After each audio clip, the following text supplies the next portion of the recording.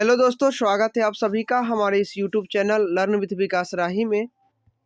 आज की इस वीडियो में हम लोग क्लास 10th के इतिहास का जो वीवीआई ऑब्जेक्टिव क्वेश्चंस है जो 2011 से 2022 तक पूछे गए हैं, सभी वीवीआई ऑब्जेक्टिव क्वेश्चंस के ऊपर हम लोग चर्चा करेंगे। और इससे पहले मैंने एक वीडियो बनाया था जिसमें मैंने 50 प्रश्नों के ऊपर चर्चा किया था और आप लोगों ने बहुत सारा प्यार और कमेंट करके लाइक करके मोटिवेट किया कि आगे बनाया जाए। तो यह दूसरा वीडियो है, पार्ट 2 है, जिसमें हम लोग 50 से आगे के प्रश्नों को चर्चा करेंगे। मैंने आपको बताया था कि इस वीडियो में कुल मैंने 116 प्रश्नों को शामिल किया है। देख सकते हैं 2022 तक पूछा गया सवाल सब है, 116 प्रश्न है, जिसमें से मैंने 50 प्रश्नों के ऊपर जो है पिछले वीडियो में मैंने आपको बताया था। और आज उससे आगे का जो भी है क्वेश्चन है हम लोग उसके ऊपर चर्चा करेंगे। तो सवाल नंबर हम लोग आज 51 से शुरू करेंगे। चलिए यहाँ से, इससे पहले जो दिया गया है, ब्रह्म समाज की स्थापना किसने किया, ये 50 नंबर सवाल है और ये आप देख सकते हैं 2019 में पूछा गया है। तो इसका मैंने वीडियो के अंत में मैंने इसी क्वेश्चन के ऊपर चर्चा किया था और मैंने आंसर बताया था कि ब्रह्म समाज का जो स्थापना है वह राजा राम मोहन राय के द्वारा किया गया था। इन्होंने ब्रह्म समाज का स्थापना 1928 ईस्वी में किया था। और एक चीज़ और आप याद रखेंगे कि जो राजा राम मोहन राय हैं, इन्हें आधुनिक भारत का जनक कहा जाता है। और एक चीज़ और, ये जो राजा राम मोहन राय हैं, इनका सती प्रथा के अंत में बहुत ही ज़्यादा योगदान है। तो इन्हीं बातों को याद रखिएगा कि सती प्रथा के अंत करने में किसने अपना महत्वपूर्ण भूमिका निभाया। तो इसका आंसर होगा राजा राम मोहन राय। और इन्होंने ब्रह्म समाज का स्थापना किया था, कब किया था, 1928 ईस्वी में। तो मैंने सवाल नंबर 50 तक पिछले वीडियो में चर्चा कर दिया था। तो आज सवाल नंबर 51 से हम लोग आगे के प्रश्नों को देखेंगे। चलिए अब सवाल को देखते हैं। सवाल नंबर 51 क्या कहता है, बहुत ही इंपॉर्टेंट सवाल है। आप देख सकते हैं ये जो सवाल दिया गया है 2019 और 2021 में पूछा गया है। सवाल है, भारतीय राष्ट्रीय कांग्रेस की स्थापना कब हुई। ऑप्शन है 1885, 1890, 1895 और 1900। अभी वर्तमान में जो कांग्रेस पार्टी है यही हमारे देश की सबसे पुरानी राजनीतिक पार्टी थी, जिसका स्थापना जो है 1885 ईस्वी में किया गया था, आज़ादी से बहुत दिन पहले। ठीक है, तो अगर ऐसा भी क्वेश्चन आए कि बताइए भारत की सबसे पुरानी राजनीतिक पार्टी क्या है, तो हम लोग बोलेंगे भारतीय राष्ट्रीय कांग्रेस। जिसका स्थापना कब होता है, इसका स्थापना 28 दिसंबर 1885 को किया गया था। याद रखिएगा डेट भी 28 दिसंबर 1885 को। और इसका जो स्थापना करने का बाद है वह मुंबई में हुआ था। ए ओ ह्यूम नामक व्यक्ति ने इनका स्थापना किया था। ये अंग्रेज थे और इनके जो है कांग्रेस के पहले जो अधिवेशन हुआ था, पहला जो बैठक हुआ था, उसकी अध्यक्षता WC बनर्जी ने किया था। ठीक है, इन बातों को आपको याद रखना है। एक चीज़ और पूछ लिया जाता है कि बताइए कांग्रेस के पहले महिला अध्यक्ष कौन थी। तो जो पहली महिला अध्यक्ष थी उसका नाम है एनी बेसेंट, जो कि आयरलैंड की थी, विदेशी थी। तो ऐसा भी पूछा जाता है कि बताइए भारत की पहली महिला जो है वह भारतीय राष्ट्रीय कांग्रेस के अध्यक्ष कौन बनी। तो इसका सही आंसर होगा सरोजनी नायडू। तो एक पर्सन से आप 2-3 प्रश्नों को इस प्रकार से जोड़ करके याद रखेंगे। यहाँ पे हम लोगों का जो आंसर होगा ऑप्शन नंबर ए सही हो जाएगा, 1885 ईस्वी में। चलिए अब अगले सवाल को देखते हैं। सवाल क्या कहता है, सवाल दिया गया है, हिंदुस्तान रिव्यू का प्रकाशन किसने प्रारंभ किया। आप देख सकते हैं प्रश्न 2019 में पूछा गया है। ऑप्शन है रामकृष्ण वर्मा, श्री कृष्ण सिंह, मजहर उल हक और सच्चिदानंद सिन्हा। तो इस प्रश्न का जो सही आंसर ऑप्शन नंबर डी हो जाएगा, सच्चिदानंद सिन्हा है। इन्होंने ही हिंदुस्तान रिव्यू का प्रकाशन किया था। ठीक है, याद रखिएगा, इंपॉर्टेंट सवाल है। अब अगले प्रश्न को देखते हैं। अगला प्रश्न दिया गया है, अंतर्राष्ट्रीय श्रमिक संगठन का स्थापना किस वर्ष हुआ। अंतर्राष्ट्रीय श्रमिक संगठन का स्थापना किस वर्ष हुआ। सवाल आप देख सकते हैं 2019 में पूछा गया है।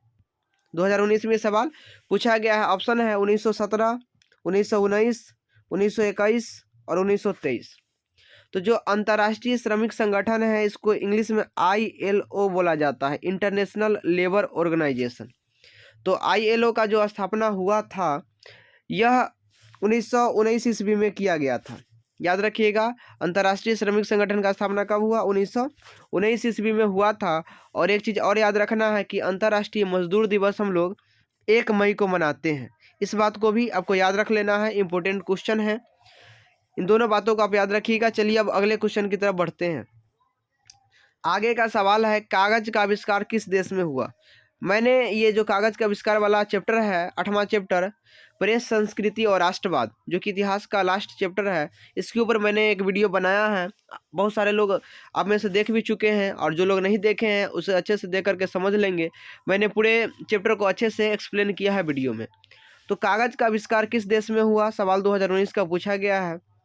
तो कागज का आविष्कार सबसे पहले जो हुआ था वह चीन में हुआ था, ठीक है। और जो मुद्रण कला का शुरुआत जो हुआ वह भी चीन से ही हुआ। इन सभी बातों को याद रखिएगा। चीन जो है कागज के आविष्कार करने में दुनिया में प्रथम स्थान पे आता है। सबसे पहले इसी ने कागज का आविष्कार किया था। इसका सही आंसर हो जाएगा ऑप्शन नंबर ए। चलिए अब अगला सवाल को देखते हैं। अगला सवाल है, सेफ्टी लैंप का आविष्कार किसने किया। ये भी प्रश्न 2019 के एग्जाम में पूछा जा चुका है। ऑप्शन दिया गया है जेम्स हारग्रीव्स, जॉन के, हेम्फ्री डेवी, और चौथा ऑप्शन है न्यूटन। तो जो सेफ्टी लैंप है इसका आविष्कार हेम्फ्री डेवी ने किया था। और अगर मान लें कि डेट पूछे कि कब किया था, याद रखेंगे 1815 में किया था, ठीक है। डेट यहाँ नहीं पूछा गया, बट आप डेट भी याद रखेंगे कब किया गया था, 1815 में। किसने किया, हेम्फ्री डेवी ने। किस चीज़ का, सेफ्टी लैंप का, ठीक है। 1815 में इतिहास में एक और महत्वपूर्ण घटना हुआ था, और ये था वियना सम्मेलन, जो कि मैंने यूरोप में राष्ट्रवाद वाले चैप्टर में आपको बताया था। तो इसका सही आंसर हो जाएगा ऑप्शन नंबर सी, हेम्फ्री डेवी। याद रखिएगा, इंपॉर्टेंट क्वेश्चन है। चलिए अब नेक्स्ट क्वेश्चन की तरफ बढ़ते हैं। सवाल है, यंग यूरोप का संस्थापक कौन था। सवाल 2019 का है। ऑप्शन देखेंगे, ऑप्शन में है मेजनी, गैरीबाल्डी, विक्टर इमेनुअल और मुसोलिनी। 4 ऑप्शन दिए गए हैं। क्वेश्चन है यंग यूरोप का संस्थापक। तो यंग यूरोप का जो संस्थापक था वह था मेजनी, ठीक है। इसका सही आंसर हो जाएगा ऑप्शन नंबर ए, मेजनी। और मेजनी ने कब इसका स्थापना किया था, तो इसका स्थापना किया गया था 1934 ईस्वी में। सॉरी 1934 नहीं, 1834 ईस्वी में, ठीक है। 1834 ईस्वी में इसने यंग यूरोप नामक संस्था का स्थापना किया था। और इसे 3 साल पहले 1831 ईस्वी में मेजनी के द्वारा ही यंग इटली का स्थापना किया गया था। तो यंग यूरोप पूछे या यंग इटली, दोनों का आंसर हो जाएगा मेजनी। यंग यूरोप का स्थापना 34 में, यंग इटली का स्थापना 31 में। और मेजनी से एक चीज़ और पूछा जाता है कि बताइए यह किस संगठन से जुड़ा हुआ था। तो मेजनी जो है वह कार्बोनरी संगठन से जुड़ा हुआ था। कार्बोनरी संगठन से यह जुड़ा हुआ था, और यह इटली का एकीकरण करना चाहता था। तो इतना बात आप याद रखेंगे। यहाँ पे इसका आंसर ऑप्शन नंबर ए हो जाएगा। और यंग यूरोप का स्थापना कब हुआ था, 1834 में हुआ था। यंग इटली का स्थापना कब किया, 31 में। और एक ही संगठन से जुड़ा था, तो कार्बोनरी संगठन से जुड़ा हुआ था। अब अगले प्रश्न की तरफ बढ़ते हैं। अगला सवाल है, बहुत ही इंपॉर्टेंट है। इंपॉर्टेंट देख सकते हैं क्योंकि ये बहुत बार रिपीट हो चुका है। 19 में आया है, 11 में आया है, 15 में पूछा गया है, 20 में पूछा गया है। तो कार्ल मार्क्स का जन्म कहाँ हुआ, किस देश में हुआ, ये है प्रश्न। ऑप्शन आप देख सकते हैं, दिया गया है जर्मनी, इंग्लैंड, इटली और रूस। 4 ऑप्शन आपके सामने हैं। तो कार्ल मार्क्स का जो जन्म है यह हुआ था जर्मनी में, ठीक है। 1818 ईस्वी में हुआ था जर्मनी में, ठीक है। जर्मनी के राइन प्रांत में टियर नगर में एक यहूदी परिवार में इनका जन्म हुआ था। इसका सही आंसर हो जाएगा जर्मनी, ठीक है।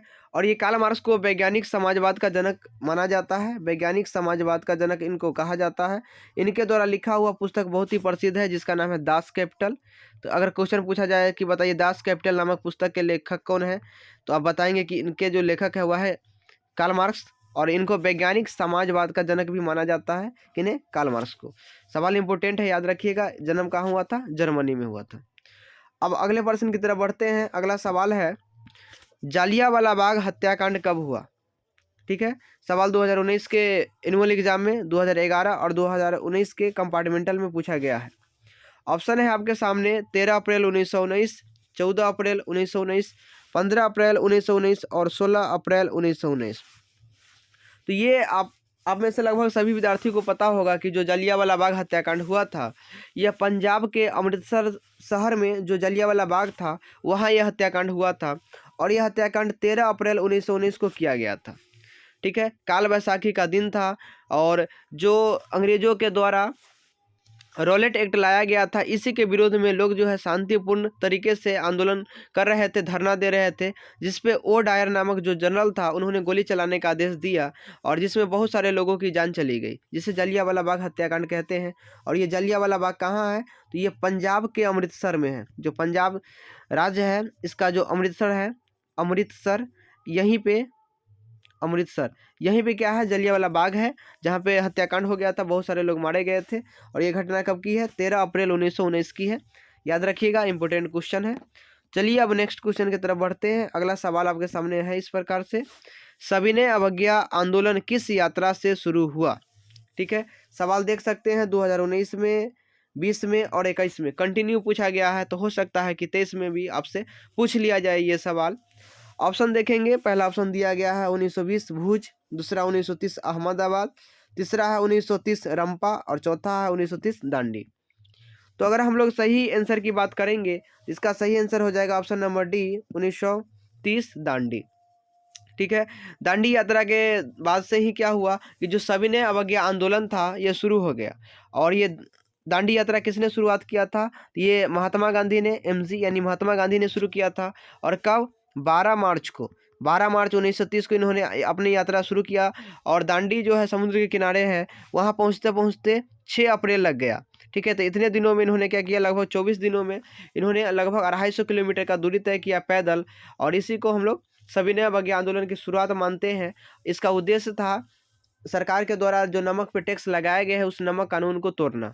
ठीक है, तो ये कब हुआ था, 1930 में दांडी से शुरुआत हुआ था। ठीक है, मतलब दांडी जाकर के इन्होंने क्या किया था, नमक कानून का उल्लंघन किया था। और इसी के बाद जो है सविनय अवज्ञा आंदोलन की शुरुआत मानी जाती है। तो इसका सही आंसर ऑप्शन नंबर डी हो जाएगा, याद रखिएगा। चलिए अब अगले सवाल की तरफ बढ़ते हैं। अगला सवाल दिया गया है, अंतर्राष्ट्रीय महिला दिवस किस तिथि को मनाया जाता है? और ये जो प्रश्न है 2019 में पूछा जा चुका है। ठीक है, तो अंतर्राष्ट्रीय महिला दिवस कब मनाते हैं? तो अंतर्राष्ट्रीय महिला दिवस जो है यह मनाया जाता है 8 मार्च को। ठीक है, 8 मार्च को मनाया जाता है इंटरनेशनल फीमेल डे, महिला दिवस। ठीक है, याद रखिएगा, इंपॉर्टेंट क्वेश्चन है। और ये कब से मनाया जाना शुरू हुआ, याद रखिएगा 1975 ईस्वी से। 1975 ईस्वी से जो यूएनओ है, यूनाइटेड नेशंस ऑर्गेनाइजेशन, जिसमें लगभग विश्व के सभी देश शामिल हैं, तो यूएनओ के तरफ से ही 1975 ईस्वी में इस 8 मार्च के दिन को अंतर्राष्ट्रीय महिला दिवस घोषित किया गया। अब क्यों किया गया, तो आप लोग जो है इतिहास का दूसरा चैप्टर है उसमें पढ़े होंगे कि 8 मार्च को रूस में जो है महिलाएं सब थी, फैक्ट्री से निकल करके अपने अधिकारों के लिए लड़ना शुरू की थी, सभी महिला एक हुई थी। तो महिलाओं के शक्ति को परिचय कराने के लिए 8 मार्च के दिन को अंतर्राष्ट्रीय महिला दिवस घोषित कर दिया गया। और ये कब घोषित किया गया, 1975 में। किसके द्वारा, यूएनओ के द्वारा, यूनाइटेड नेशंस ऑर्गेनाइजेशन, हिंदी में बोलेंगे संयुक्त राष्ट्र संघ। याद रखिएगा, इंपॉर्टेंट क्वेश्चन है, इसका आंसर ऑप्शन नंबर डी हो जाएगा। अब आगे के प्रश्नों को देखते हैं। सवाल नंबर 61 क्या कहता है, 61 प्रश्न है, गुटेनबर्ग का जन्म कहाँ हुआ था? सवाल देख सकते हैं 19 में और 2016 के कंपार्टमेंटल में पूछा गया है। तो जो गुटेनबर्ग का जन्म था ये भी जर्मनी में हुआ था।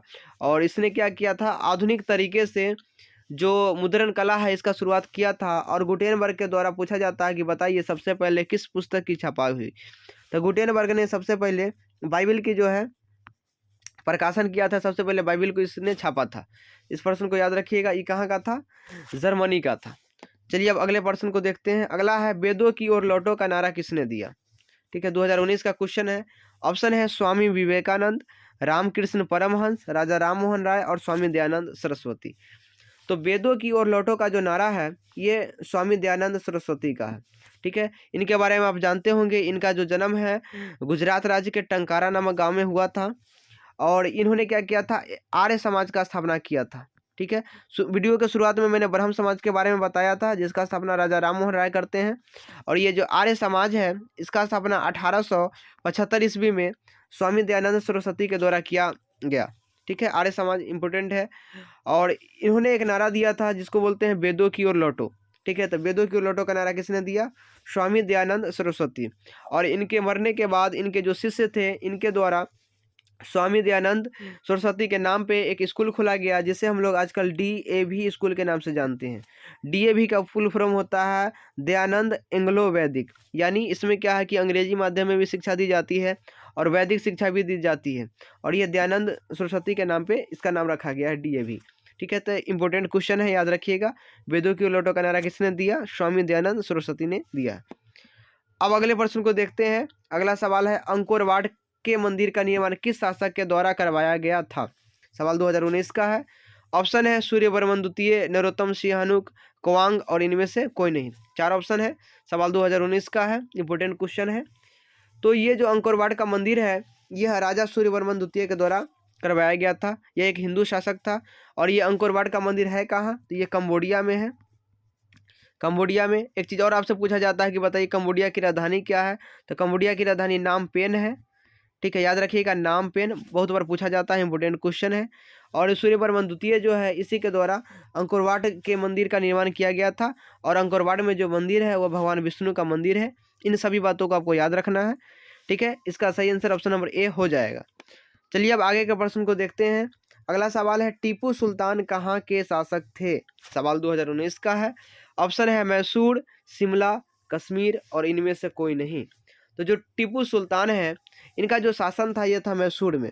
ठीक है, अभी वर्तमान में हम लोग कर्नाटक नाम से जिस राज्य को जानते हैं, इसे बहुत दिन पहले यानी बहुत साल पहले इसे मैसूर नाम से जाना जाता था। और इसी मैसूर यानी कर्नाटक का शासक था टीपू सुल्तान।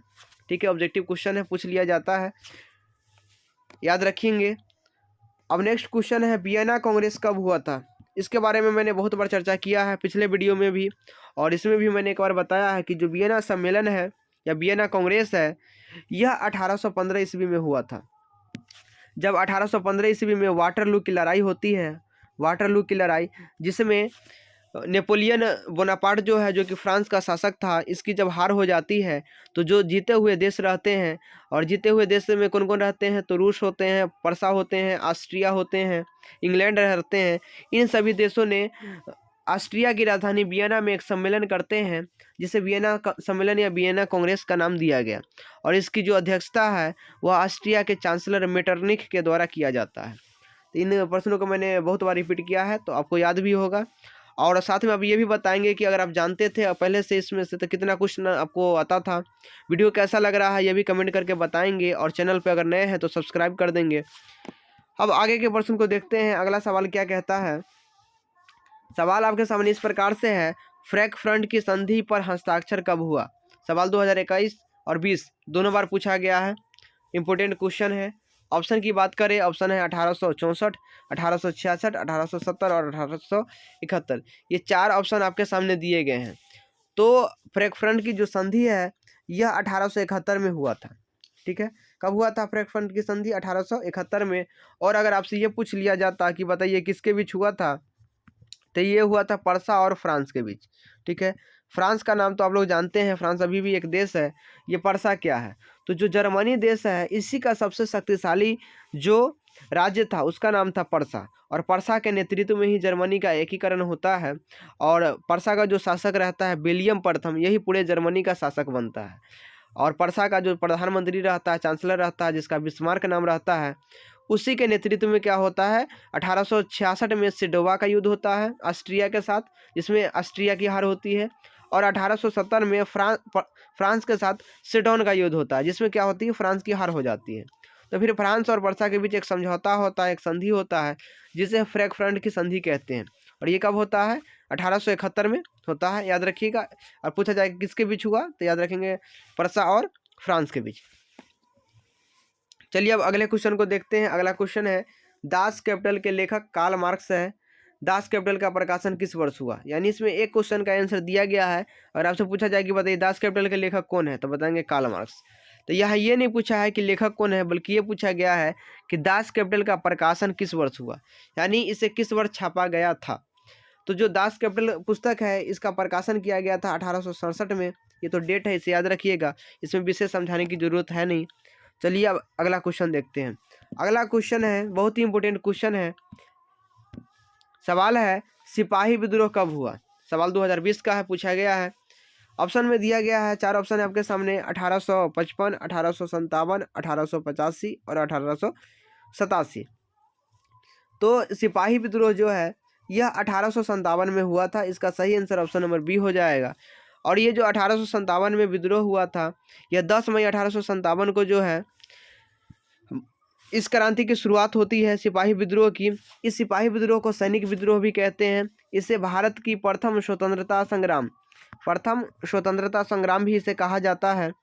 और इसी में जो है भारत के वीर सेनानी मंगल पांडे जो है यह शहीद होते हैं। सबसे पहले उन्हें फांसी दी जाती है सिपाही विद्रोह में। ठीक है, सिपाही विद्रोह का कारण क्या था?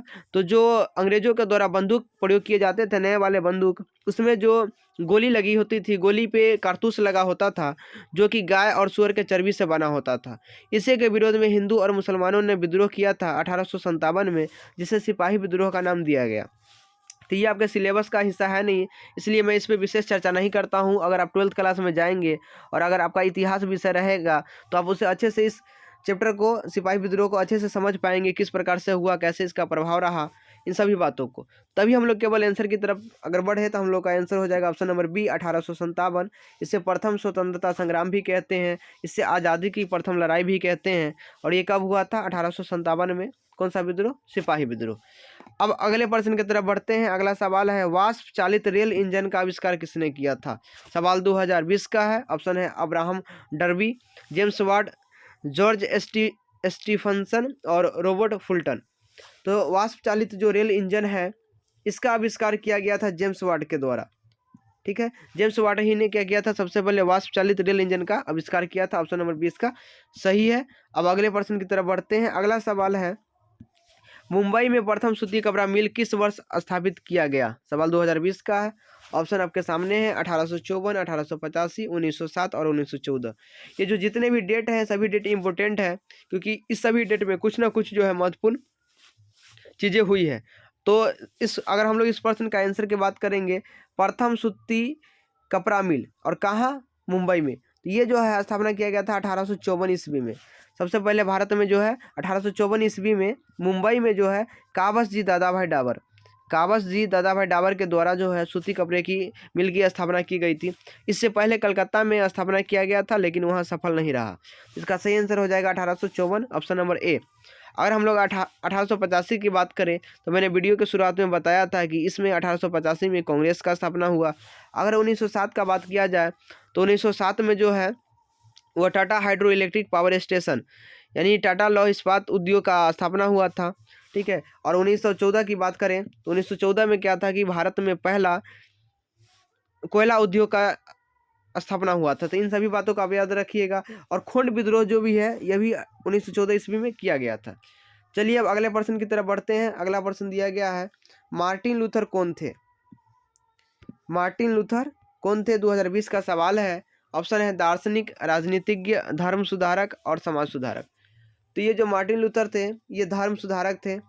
ठीक है, ये ईसाई धर्म में सुधार करते थे और ईसाई धर्म के जो पादरी थे उनके गलत व्यवहारों के प्रति लोगों को यह जागरूक करने का काम करते थे। तो इसका सही आंसर हो जाएगा ऑप्शन नंबर सी, धर्म सुधारक। और ये किस धर्म में सुधार करते थे? तो ईसाई धर्म में ये सुधार करते थे। अगला प्रश्न देखते हैं। अगला है, काउंट काबूर को विक्टर इमैनुअल ने किस पद पर नियुक्त किया, यानी उसे क्या बनाया? सवाल 2020 और 22 में पूछा गया है। ऑप्शन है सेनापति, फ्रांस का राजदूत, प्रधानमंत्री और गृह मंत्री। तो जो काउंट काबूर है, ठीक है, ये सर्डिनिया और पिडमाउंट का शासक था, जो कि इटली के अंदर का दो राज्य था। और ये जो काउंट काबूर है इसको विक्टर इमैनुअल ने प्रधानमंत्री बनाया था, यानी अपना चांसलर बनाया था, ताकि यह इटली का एकीकरण कर सके। तो इसका सही आंसर हो जाएगा ऑप्शन नंबर सी। अब अगले प्रश्न की तरफ बढ़ते हैं। सवाल नंबर 73 है। बहुत ही इंपॉर्टेंट सवाल है, क्योंकि 2020 में, 11 में, 17 में और 22 में इतना बार रिपीट हो चुका है। क्वेश्चन है, साम्यवादी शासन का पहला प्रयोग कहाँ हुआ? ऑप्शन है रूस, जापान, चीन और क्यूबा। तो जो समाजवादी शासन था, जिसमें जो भी उत्पादन के साधन होते थे उनमें समाज का अधिकार होता था, वहाँ के सरकार का अधिकार होता था, और उसका प्रयोग वो जनता के कल्याण के लिए करते थे। तो ऐसे शासन व्यवस्था को साम्यवादी शासन व्यवस्था कहते हैं। और इसका जो सबसे पहला प्रयोग हुआ वह रूस में हुआ। और अगर आपसे पूछा जाए कि कब से हुआ, तो बोलेंगे 1918 से हुआ। 1918 से ही क्यों हुआ? क्योंकि आपको पता है 7 नवंबर 1917 ईस्वी को जो रूस है वहाँ बोल्शेविक क्रांति हुई लेनिन के नेतृत्व में। और इसके बाद जो है शासन व्यवस्था वहाँ के सर्वहारा वर्ग के हाथों में आ गया, वहाँ के लोगों के हाथों में आ गया, और लेनिन के नेतृत्व में साम्यवादी शासन प्रणाली का वहाँ शुरुआत किया गया। तो इसलिए इसका सही आंसर ऑप्शन नंबर ए हो जाएगा। और कब किया गया तो आप डेट भी याद रख सकते हैं, 1918 ईस्वी में। ठीक है, किस देश में? रूस में। अब आगे के प्रश्न को देखते हैं। सवाल नंबर 74 है, सामंतवादी व्यवस्था से हटकर किस प्रकार की, सारी नहीं होगा यहाँ पे, शहरी होगा। ठीक है, शहरी यहाँ पे होगा, शहरी व्यवस्था की प्रवृत्ति बढ़ी। तो पहले क्या था, सामंतवादी व्यवस्था चलती थी, सामंती व्यवस्था, जिसमें जो राजा होते थे वह अपने नीचे काम करने वाले लोगों को पैसे न दे करके ज़मीन दिया करते थे, और वो लोग जिसको ज़मीन मिलता था उसको सामंत कहते थे, और इस व्यवस्था को सामंती व्यवस्था कहते थे। तो इससे हट करके किस प्रकार की शहरी व्यवस्था की प्रवृत्ति बढ़ी? तो इसका जो सही आंसर हो जाएगा वो हो जाएगा प्रगतिशील प्रवृत्ति। यानी जब शहरों का स्थापना हुआ तो सभी लोग कोशिश करने लगे कि वे आगे बढ़ें, वो तरक्की करें, इसलिए इसका सही आंसर ऑप्शन नंबर ए हो जाएगा, प्रगतिशील प्रवृत्ति। अब नेक्स्ट क्वेश्चन की तरफ बढ़ते हैं। सवाल नंबर 75 है और बहुत ही इंपॉर्टेंट सवाल है। 1830 की क्रांति के बाद फ्रांस में किस प्रकार का शासन स्थापित हुआ? तो 1830 ईस्वी के बाद जो फ्रांस की क्रांति हुई थी, तो 1830 के समय में जो फ्रांस का शासक था उसका नाम था चार्ल्स दशम। और चार्ल्स दशम जो है एकदम ही निरंकुश शासक था। और जब 1830 में क्रांति होता है उसके बाद वहाँ जो है संवैधानिक राजतंत्र की स्थापना हुई। यानी राजतंत्र तो था बट वो संवैधानिक था, वो अब मनमर्जी कुछ नहीं करता था, बल्कि लोगों से जो है उसका राय लेकर के, लोगों के इच्छा को जान करके किसी भी नियम कानून को लागू करता था। इसका सही आंसर हो जाएगा ऑप्शन नंबर बी, संवैधानिक राजतंत्र। अब आगे के प्रश्न को देखेंगे। सवाल नंबर 76 कहता है, और ये तो आपको पता होगा, मैंने 2-3 बार इसके ऊपर चर्चा कर दिया है, कि जो रूस में बोल्शेविक क्रांति हुआ उसका नेतृत्व किसने किया? तो बोलेंगे लेनिन ने किया था। कब हुआ? 7 नवंबर 1917 को हुआ था। और रूस में लेनिन के द्वारा ही नई आर्थिक नीति की जो है स्थापना की गई थी। कब? 1921 ईस्वी में। इन बातों को याद रखिएगा। अब अगला प्रश्न है, जर्मनी के एकीकरण के लिए कौन उत्तरदायी था? यानी निम्नलिखित में से कौन है जिसने जर्मनी का एकीकरण किया? सवाल 2021 का है। ऑप्शन है काउंट काबूर, बिस्मार्क, गैरीबाल्डी और मेजनी। तो ध्यान से समझिएगा, सवाल जर्मनी पूछता है कि इटली पूछता है? तो सवाल में है जर्मनी। तो जर्मनी के एकीकरण के लिए जिसका योगदान था, जो उत्तरदायी था, वह था बिस्मार्क। बाकी जो 3 ऑप्शन देख रहे हैं, इन लोगों का योगदान जो है वह इटली के एकीकरण में था। तो जर्मनी के एकीकरण में बिस्मार्क का योगदान था। बिस्मार्क ने रक्त एवं लौह की नीति चलाया था, और इसी के माध्यम से इसके द्वारा क्या हुआ कि सेडोवा का युद्ध किया गया 66 में, फिर 1870 में सेडोन का युद्ध हुआ, और फाइनली 1871 में जाकर के जर्मनी का एकीकरण हुआ। अगर पूछा जाए कि बताइए जर्मनी का एकीकरण कब हुआ, तो क्या बोलेंगे? 1871 में किया गया था। इसके बाद देखिए 78 नंबर सवाल है, भारत छोड़ो आंदोलन का प्रसिद्ध नारा क्या था? ठीक है, 2021 का प्रश्न है। ऑप्शन है इंकलाब जिंदाबाद, करो या मरो, फूट डालो और शासन करो, और वंदे मातरम। ये 4 ऑप्शन आपके सामने दिए गए हैं। ये शायद हो सके आपको पता भी होगा कि भारत छोड़ो आंदोलन का प्रमुख नारा क्या था। इसका जो नारा था वह था करो या मरो, यानी इंग्लिश में इसको बोलते हैं डू और डाई। ये जो नारा था ये महात्मा गांधी के द्वारा दिया गया था। तो अगर आपसे पूछा जाए कि बताइए करो या मरो का नारा किसने दिया, बताएंगे महात्मा गांधी। कौन से आंदोलन के समय दिया गया? तो भारत छोड़ो आंदोलन। भारत छोड़ो आंदोलन कब हुआ? तो याद रखेंगे 1942 ईस्वी में भारत छोड़ो आंदोलन हुआ था। ठीक है, इन सभी बातों को आपको याद रखना है। चलिए अगले सवाल की तरफ बढ़ते हैं। सवाल आपके सामने दिख रहा होगा। सवाल है, समाजवादियों का बाइबिल किसे कहा जाता है? प्रश्न 2021 के दोनों शिफ्ट में पूछा गया है। ऑप्शन है Das Kapital, war and peace, spark, communist और घोषणा पत्र। तो समाजवादियों का जो बाइबल है, ठीक है, इसका जो सही आंसर आप लोग को शायद पता भी होगा। इसका सही आंसर हो जाएगा ऑप्शन नंबर ए। ठीक है, दास कैपिटल। दास कैपिटल जो कि कार्ल मार्क्स के द्वारा लिखा गया है, इसी को जो है समाजवादियों का बाइबल कहा जाता है। और इसका जो प्रकाशन है 1867 ईस्वी में किया गया था। और लेखक कौन है? तो इसके लेखक है कार्ल मार्क्स। कार्ल मार्क्स का जन्म कहाँ हुआ था? जर्मनी में हुआ था। इन्हें समाजवाद वैज्ञानिक समाजवाद का जनक कहा जाता है, कार्ल मार्क्स को। अब आगे के प्रश्न को देखते हैं। सवाल है इस प्रकार से, गांधी जी ने भारत में सत्याग्रह का पहला प्रयोग कहाँ किया था? 2021 का प्रश्न है। ऑप्शन है चंपारण में, खेरा में, अहमदाबाद में और कोलकाता में। तो सबसे पहले समझेंगे सत्याग्रह का अर्थ क्या होता है। तो सत्याग्रह का जब हम लोग विग्रह करेंगे, इसे अलग अलग करेंगे, तो इसका अर्थ होगा सत्य प्लस आग्रह। सत्य प्लस आग्रह, यानी अगर सही चीज़ों के लिए किसी से विनती करते हैं तो वही चीज़ सत्याग्रह कहलाता है। तो गांधी जी के द्वारा भारत में सत्याग्रह का जो पहला प्रयोग है यह चंपारण में किया गया था। कहाँ किया गया था? चंपारण में किया गया था। और कब किया गया था? 1917 ईस्वी में। क्योंकि आप लोगों ने पढ़ा होगा, आप लोगों को पता होगा कि बिहार के जो चंपारण जिला है यहाँ पे अंग्रेजों के द्वारा नील की खेती करवाई जाती थी, जिसमें किसानों को 20 कट्ठे में से 3 कट्ठे में नील की खेती करनी होती थी, जिसे 3 कठिया प्रणाली कहा जाता था। तो यहीं पे गांधी जी ने सबसे पहले क्या किया? सत्याग्रह का प्रयोग किया और किसान को जो है अंग्रेजों से मुक्ति दिलाने का काम किया। राजकुमार शुक्ल के अनुरोध पे वो बिहार के चंपारण के धरती में आए थे और यहाँ पे सत्याग्रह किए थे। इसका सही आंसर ऑप्शन नंबर ए हो जाएगा। अब अगले प्रश्न की तरफ बढ़ते हैं। अगला प्रश्न दिया गया है, चौरी चौरा कांड के बाद गांधी जी ने कौन सा आंदोलन को बंद किया? ठीक है, ऑप्शन है खिलाफत आंदोलन, सविनय अवज्ञा आंदोलन, असहयोग आंदोलन और भारत छोड़ो आंदोलन। तो थोड़ा सा आपको बता दें कि जो खिलाफत आंदोलन है यह 1919 में हुआ था।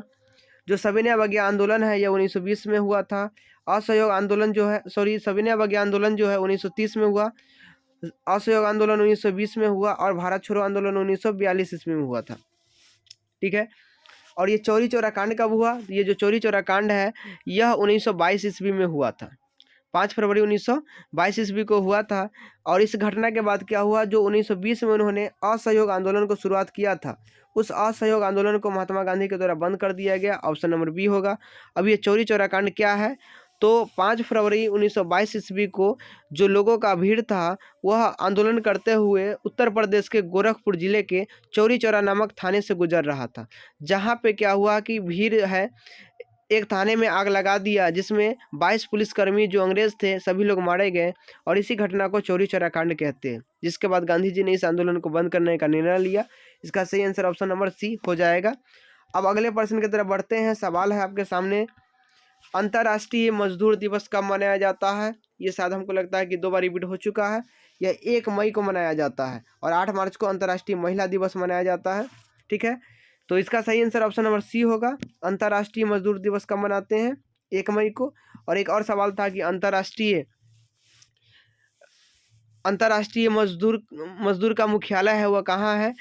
इंटरनेशनल लेबर ऑर्गेनाइजेशन यानी अंतर्राष्ट्रीय मजदूर संघ, इसका मुख्यालय कहाँ है? ठीक है, इसका स्थापना कब हुआ था ILO का? तो 1919 में। और इसका मुख्यालय कहाँ है? तो इसका मुख्यालय है जिनेवा में। जिनेवा कहाँ पड़ता है? स्विट्जरलैंड में पड़ता है। इन बातों को याद रखिएगा। तो अंतर्राष्ट्रीय मजदूर दिवस क्या हो गया? 1 मई को अंतर्राष्ट्रीय मजदूर दिवस मनाते हैं। आगे का प्रश्न है, 3 कठिया प्रणाली किसके ऊपर लागू होती थी? यहाँ थोड़ा सा मिसप्रिंट है। सवाल होगा 3 कठिया प्रणाली किसके ऊपर लागू होती थी? तो ये किसानों के ऊपर लागू होती थी। जो किसान थे इन्हें अपने खेत के 3 हिस्से में यानी 20 कट्ठा में से 3 कट्ठे हिस्से पे नील की खेती करनी होती थी और इसी को 3 कठिया प्रणाली कहते थे। ठीक है, और ये बिहार के चंपारण जिले में जो है वहाँ के लोगों के द्वारा नील की खेती करने के लिए अंग्रेज प्रयोग करते थे इस विधि का। अब आगे का प्रश्न देखते हैं। अगला है, जालियांवाला बाग हत्याकांड की जाँच के लिए कौन सरकार ने किस समिति का गठन किया था? सवाल है 2021 का।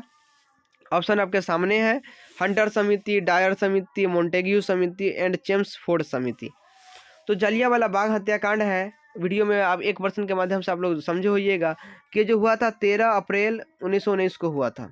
ठीक है, और जब 13 अप्रैल 1919 को हुआ था ये जालियांवाला,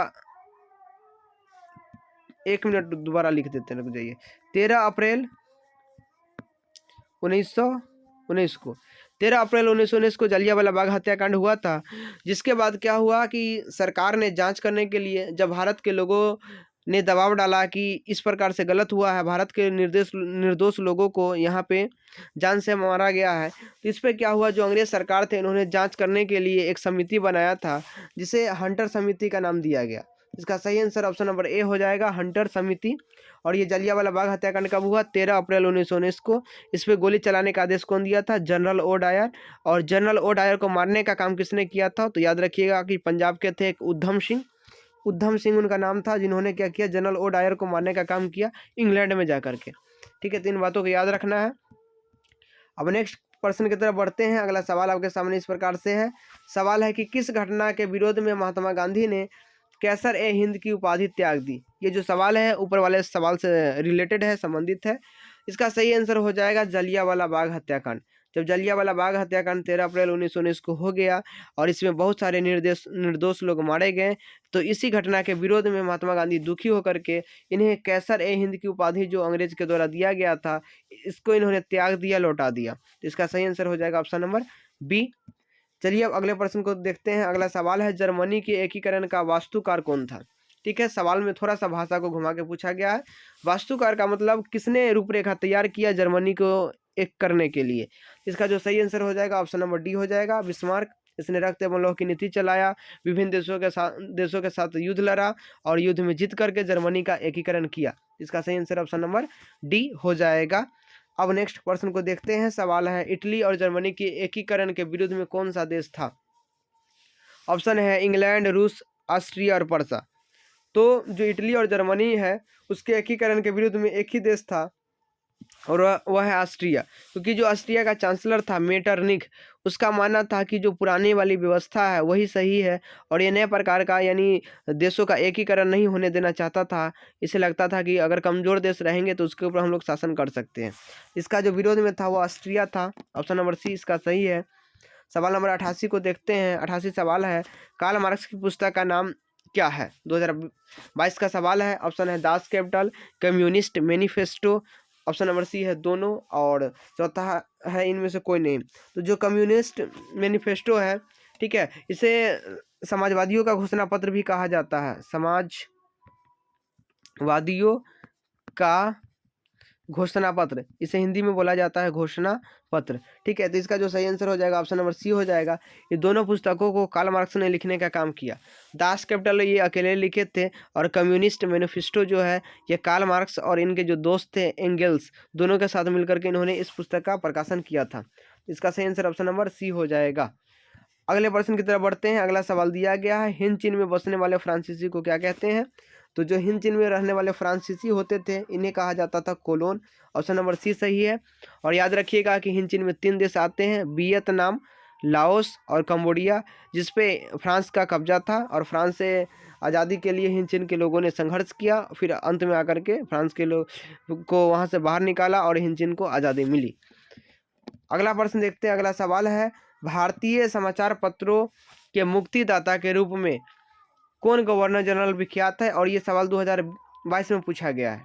ठीक है, ऑप्शन है लिंटन विलेजली, चार्ल्स मेटकॉफ और विलियम बेंटिक। तो जो भारतीय समाचार के मुक्तिदाता के रूप में जिन्हें जाना जाता है वह है चार्ल्स मेटकॉफ। क्योंकि पहले क्या था कि भारत में जो है एक प्रकार से प्रतिबंध लगाया गया था कि जो भारत के लोग हैं ये अपने स्थानीय भाषा में समाचार पत्र को नहीं चला सकते हैं। इन्हें समाचार पत्र चलाने पे रोक लगाया गया था। लेकिन ये जो चार्ल्स मेटकॉफ थे इन्होंने भारत के लोगों को आज़ादी दिया कि आप लोग अपने स्थानीय भाषा में भी समाचार पत्र को चला सकते हैं। इसलिए इन्हें जो है चार्ल्स मेटकॉफ को भारतीय समाचार पत्रों के मुक्तिदाता के रूप में जाना जाता है। और ये 1878 ईस्वी में क्या था कि एक नियम आया था जिसे हम लोग कहते हैं वर्नाक्यूलर प्रेस एक्ट, जो कि लिंटन के समय में लाया गया था। लॉर्ड लिंटन जो जिस समय वायसराय थे उस समय लाया गया था और इसमें स्थानीय भाषा में जो भी समाचार पत्र का प्रकाशन होता था उस पर प्रतिबंध लगाया गया था, जिसे हटाने का काम चार्ल्स मेटकॉफ के द्वारा किया गया। इसीलिए इन्हें मुक्तिदाता के रूप में जाना जाता है। अब अगले प्रश्न की तरफ बढ़ते हैं। सवाल है ऑप्शन नंबर प्रश्न संख्या 91 है कि नमक कानून तोड़ने के लिए गांधी ने कौन सा स्थान चुना? ठीक है, तो मैंने ऊपर सविनय अवज्ञा आंदोलन के बारे में बताया था कि सविनय अवज्ञा आंदोलन करने के लिए महात्मा गांधी जो है वह दांडी यात्रा की 1930 ईस्वी में और वहां जाकर के नमक कानून को तोड़ने का काम किए। इसका सही आंसर हो जाएगा ऑप्शन नंबर ए दांडी। अब अगले प्रश्न की तरफ बढ़ते हैं। अगला प्रश्न दिया गया है, बंगाल का विभाजन कब हुआ? सवाल 2021 का है। ऑप्शन देख सकते हैं 1855, 1857, 1905 एंड 1911। तो जो बंगाल विभाजन किया गया था यह 1905 में किया गया था, जिसके बाद बंगाल के क्षेत्र में बंग भंग आंदोलन और स्वदेशी आंदोलन शुरुआत हो गया। जो बंगाल का विभाजन 1905 में किया गया था उस समय भारत के जो वायसराय थे इनका नाम करजन था। और फिर बंगाल का विभाजन जो है रद्द करने का काम 11 में किया गया। तो अगर आपसे पूछा जाए कि बंगाल विभाजन कब हुआ तो बोलेंगे 5 में, बंगाल विभाजन रद्द कब हुआ तो बोलेंगे 11 में। दोनों प्रश्नों को याद रखिएगा। चलिए अब नेक्स्ट क्वेश्चन की तरफ बढ़ते हैं। अगला सवाल है, विश्व की प्रथम पेपर मिल की स्थापना कहाँ हुई? तो विश्व में सबसे पहले जो पेपर मिल की स्थापना की गई थी, यह सबसे पहले किया गया था जर्मनी में। ठीक है, सबसे पहले जो पेपर मिल की स्थापना हुई थी वो जर्मनी में हुई थी, याद रखेंगे, इंपॉर्टेंट क्वेश्चन है। ठीक है, चलिए अब अगले प्रश्न की तरफ बढ़ते हैं। अगला सवाल क्या कहता है? अगला सवाल है सवाल नंबर 94 है, 95 थीसिस किसने लिखी? सवाल 2018 और 22 का है।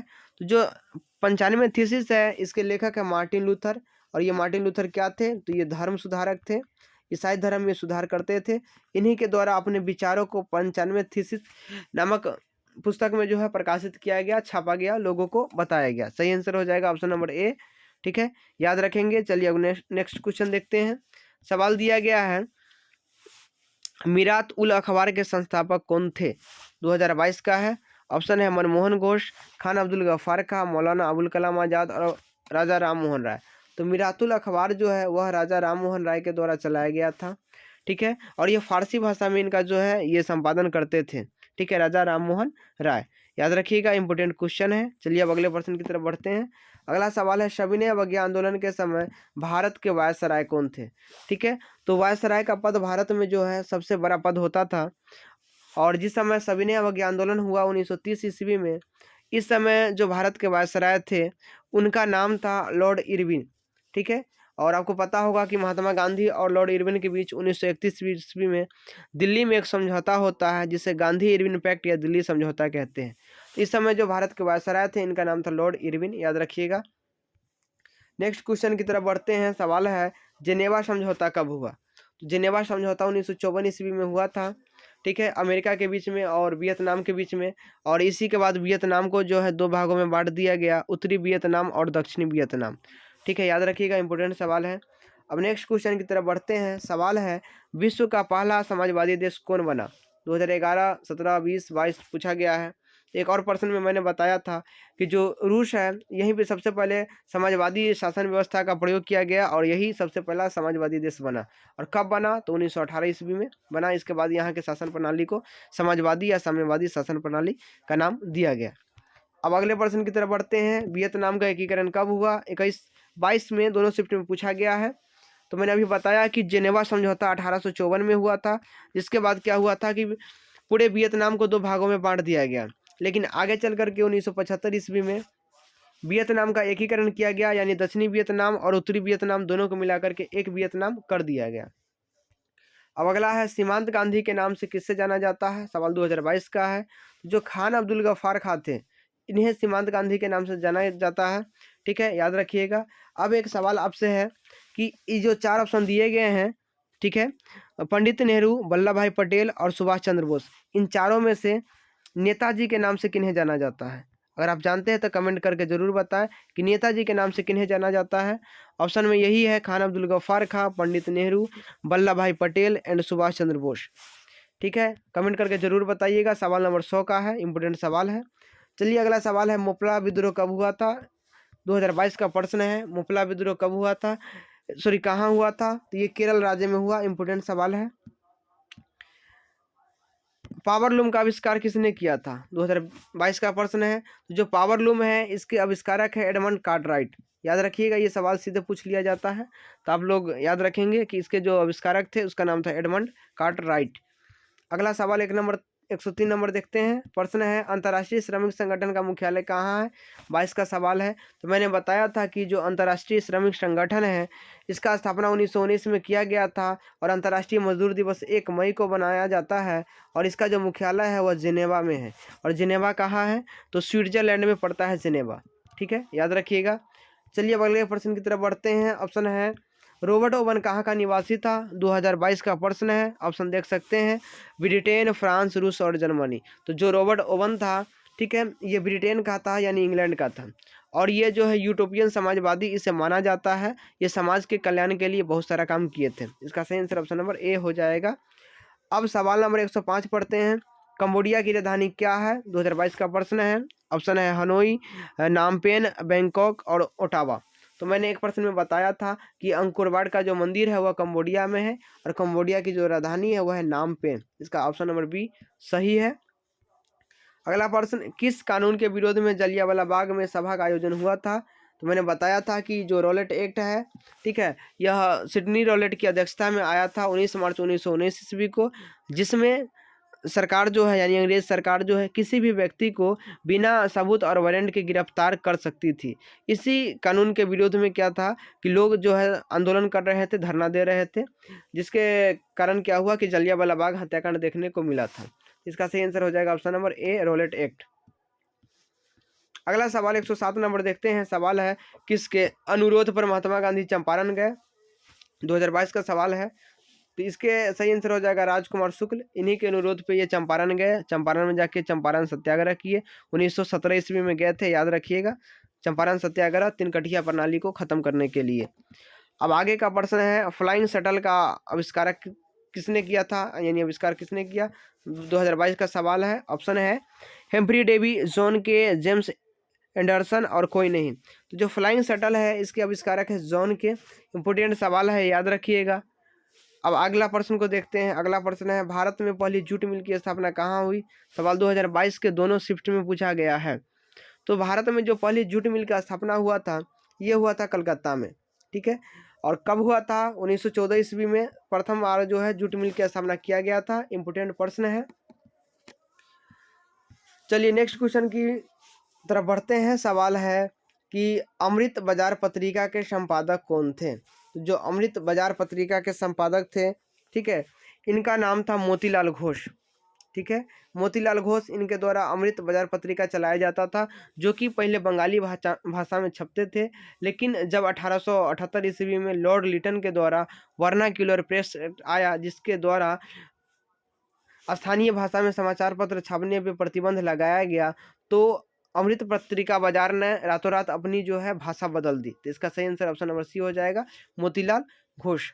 अगला है 111 नंबर सवाल, मराठा समाचार पत्र किस भाषा में छपता था, किस भाषा से संबंधित था? याद रखिएगा कि नाम है मराठा, बट ये मराठी में बिल्कुल नहीं था, इसका मराठी बिल्कुल नहीं है।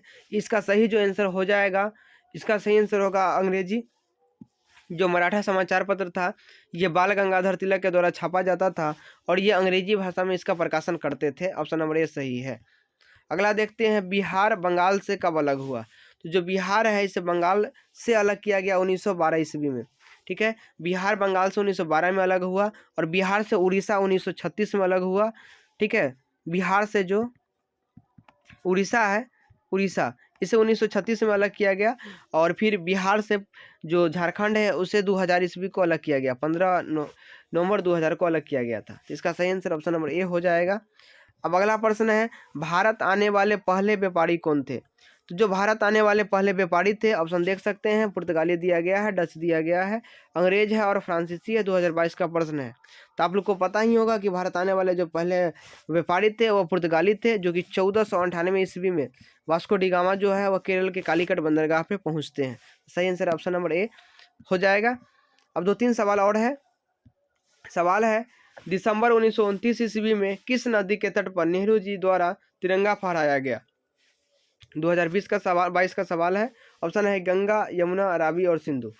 तो दिसंबर 1929 ईस्वी में नेहरू जी के द्वारा रावी नदी के तट पे तिरंगा फहराया गया, ठीक है। याद रखिएगा, रावी नदी के तट पे तिरंगा फहराया गया और इनके द्वारा यह फैसला लिया गया कि अगले महीने के चौथे रविवार के दिन हम लोग क्या करेंगे, अपनी पहली आज़ादी मनाएंगे। और दिसंबर के बाद जो अगला महीना आएगा वो जनवरी आएगा और जनवरी में जो चौथा रविवार पड़ता था, चौथा सप्ताह का रविवार, ठीक है, वह पड़ता था 26 जनवरी। जिसके वजह से क्या हुआ कि 26 जनवरी को इन्होंने अपना स्वतंत्रता दिवस मनाना शुरू किया। लेकिन भारत को जो आज़ादी है वह 15 अगस्त को मिली, इसलिए 26 जनवरी का दिन जो है इसे याद रखने के लिए भारत का जो संविधान है, जो कि 26 नवंबर को बन चुका था, इसे 2 महीना रोक करके 26 जनवरी 1950 को लागू किया गया था। इसका जो सही आंसर हो जाएगा ऑप्शन नंबर सी हो जाएगा, याद रखिएगा। अब 2 प्रश्न और बचे हुए हैं। सवाल है कि क्रांतिकारी नेता सूर्य सेन का उपनाम क्या था? और ये सवाल है 2022 का पूछा गया है। ऑप्शन है नेताजी, मास्टरदा, सरदार और मुखिया। तो जो क्रांतिकारी नेता थे सूर्य सेन, ठीक है, इनका उपनाम था मास्टरदा। इन्हें मास्टरदा कहा जाता था क्योंकि बहुत ये खतरनाक तरीके से प्लानिंग करते थे। और ये शुरुआत में क्या थे कि क्रांतिकारी कार्य से जुड़े रहने से पहले एक शिक्षक थे, यानी मास्टर भी थे। इन्होंने क्या किया था, 1830 ईस्वी में 1830 ईस्वी में जो बांग्लादेश है, बांग्लादेश में एक जगह पड़ता है चटगांव, ठीक है, बांग्लादेश में एक जगह पड़ता है चटगांव, जहाँ पे अंग्रेज के शस्त्रागार थे, यानी अंग्रेज अपना हथियार रखा करते थे, जिसे लूटने का काम किया था सूर्यसेन और इनके कुछ लोग, ठीक है। तब से यह कुछ ज़्यादा ही प्रसिद्ध हो गए, फेमस हो गए। इन्होंने एक चटगांव में शस्त्रागार को लूटने का काम किया था 1830 ईस्वी में। इन्हें क्या कहा जाता है? मास्टर दा कहा जाता है। अब अगला प्रश्न है, इटली के एकीकरण में निम्न में से किसने योगदान दिया? सवाल 2022 का है। ऑप्शन देख सकते हैं, मेजनी, गैरीबाल्डी, काबूल और इनमें से सभी। तो जो इटली है, इसके एकीकरण में इनमें से सभी लोगों का योगदान है, सभी लोगों ने योगदान दिया था। इसका ऑप्शन नंबर डी सही हो जाएगा, ठीक है। चलिए, इस प्रकार से हम लोगों ने क्या किया, इतिहास में अभी तक जितने भी प्रश्न पूछे गए थे 2011 से लेकर के 2022 तक दोनों शिफ्ट का, हम लोगों ने पूरे वीडियो को समझ करके और सभी प्रश्नों को देख लिया है। तो अगर आपने दोनों वीडियो को देखा है, अच्छे तरीके से देखा है और समझा है, तो मैं मानता हूं कि आपका एक भी प्रश्न इतिहास से नहीं छूटेगा, क्योंकि इतिहास में अक्सर ऐसे ही प्रश्न पूछे जाते हैं। इसमें जो है ज़्यादा नया क्वेश्चन नहीं बनता है, जो पीछे पूछा जा चुका है यही क्वेश्चन रिपीट होता है, ठीक है। और मैंने आपसे एक प्रश्न पूछा था कि बताइए, आपके लिए सवाल था, सवाल यह था कि नेताजी के नाम से किसे जानते हैं, ठीक है। तो अगर आप लोग जानते हैं तो बताएंगे। चलिए, ऑप्शन एक बार रिपीट कर देते हैं। ऑप्शन में है आपका पंडित नेहरू, जवाहर, इसके बाद सरदार वल्लभ भाई पटेल, सुभाष चंद्र बोस और महात्मा गांधी। चलिए, 4 ये ऑप्शन है आपके सामने। आप बताएंगे कि नेताजी के नाम से किसे जाना जाता है। वीडियो पूरा देखने के लिए आप लोगों का बहुत बहुत धन्यवाद। वीडियो को कहीं शेयर भी कर दीजिएगा अपने दोस्तों के साथ, लाइक भी कर देंगे ताकि मुझे भी कुछ मोटिवेशन मिले और मैं और नए वीडियो बना सकूँ आप लोगों के लिए। चलिए, वीडियो देखने के लिए धन्यवाद। जल्द ही मिलेंगे किसी नए वीडियो में।